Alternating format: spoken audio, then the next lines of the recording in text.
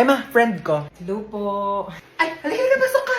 Kumain ka na ba? Ay, opo, kumain na po ako bago umalis. Ma, nandito na kami. What's up, tita? Namiss mo ako, no? Naman. Besan CR nyo, iihi lang ako. Ay, sige, tara, samahan kita sa CR.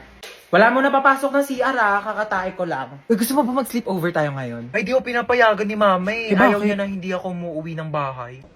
Ay, antaray, Sleeping Beauty. Sarap ng tulog nyo, oh. Bahay mo to, bahay mo. Bago ako istorbohin. Saan ako matutulog? Sakop pa na yung kama ko. Problema ko pa ba yun? Diyan ka matulog sa Saigo. Di pa pala ako uwi pera muna ako mga damit mo. Eh, alam mo ba, narinig ko kahapon sa kaklase natin, hindi ka daw naliligo. Sinabi niya yun? Pero di ko na sa'yo sinabi agad kasi baka mag-away kayo eh. Huwag mo nalang pansinin yun. Sinabi niya yan? Oo, te. Eh, di siya na naliligo. Kaya nga. Kahit maghilod pa siya, mukha pa rin siyang libag. Tama. Tsaka ano naman problema kung mabaho ka? Ha? Mabango nga siya, mabaho naman ugali. Ay! Wala naman siya sinabing mabaho ako. Ay, wala Sabi ba? niya di daw ako naliligo. Mas masakit pa sinabi mo eh. Uwi na ako. Sige, be. Uwi na po ako.